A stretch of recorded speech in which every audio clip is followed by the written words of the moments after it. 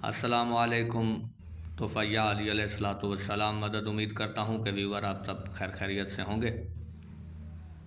آج میں آپ کو ایسی 5 چیزوں کے بارے میں بتانا چاہتا ہوں کہ جو اللہ نے صرف اور صرف ہم شیعہ حیدر کرار کو عطا کی، اور وہ 5 چیزیں زندگی جینے کے لیے بہت ضروری ہیں۔ اگر یہ 5 چیزیں انسان کے پاس نہیں ہیں تو اس کی دنیا اور آخرت دونوں تباہ ہے۔ لیکن احسان ہے کہ ہمیں 14 کے دروازے سے یہ 5 چیزیں اللہ نے 14 کے توسل سے اپنے پاک دربار سے عطا کی ہیں۔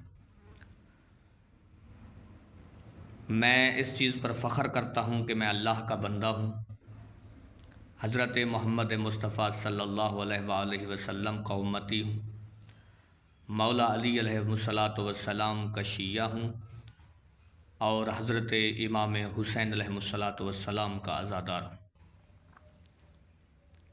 وہ 5 چیزیں کون سی ہیں؟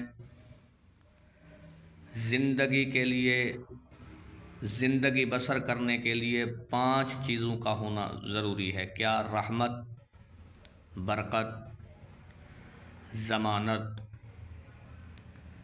مشکل کشائی میں کوئی مشکل کشا، اور بخشش کے لیے کوئی وسیلہ۔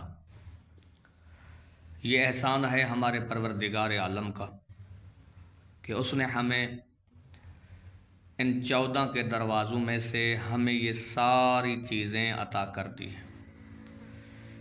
یہ حضرت رسول خدا صلی اللہ علیہ وآلہ وسلم کی پاک آل اور ان کا کرم ہے، اور پروردگار عالم کی کرم نوازی سے ہمیں یہ ساری چیزیں ملی ہیں۔ یعنی رحمت کے لیے جو چیز اللہ نے ہمیں عطا کی ہے وہ ہے تسبیح سیدہ زہرا سلام اللہ علیہا، اور جو برکت کے لیے ہمیں اللہ نے عطا کیا وہ ہے حدیث قصہ۔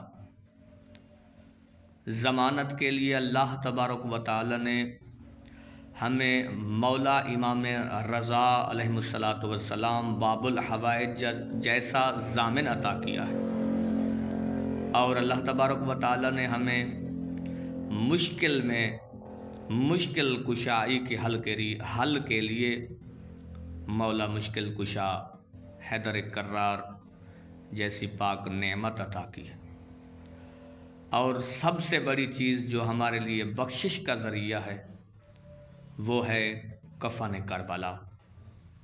مرنے کے بعد انسان کو جس چیز کی ضرورت ہوتی ہے وہ ہے بخشش کا سما، تو وہ ہے کربلا، کفن کربلا، کہ جو ہمیں اللہ نے عطا کیا۔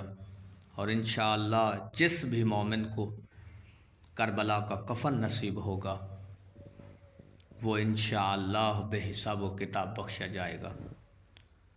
امید کرتا ہوں کہ یہ معلوماتی ویڈیو آپ کو پسند آئی ہوگی، اور دعا گو ہوں کہ اللہ ہر مولا امام حسین علیہ السلام کے ماننے والے کو کفن کربلا نصیب فرمائے، اور یہ 5 جو سعادتیں اللہ نے ہمیں عطا کی ہیں یہ ہماری دنیا اور آخرت میں ہمارے لیے بخشش کا ذریعہ بنے۔ جس میرے بھائی نے ابھی تک مجھے سبسکرائب نہیں کیا تو وہ سبسکرائب کرے تاکہ میری ہر آنے والی اس طرح کی معلوماتی ویڈیو آپ تک پہنچتی رہے اور ہم استفادہ حاصل کرتے رہیں۔ والسلام ورحمۃ اللہ وبرکاتہ۔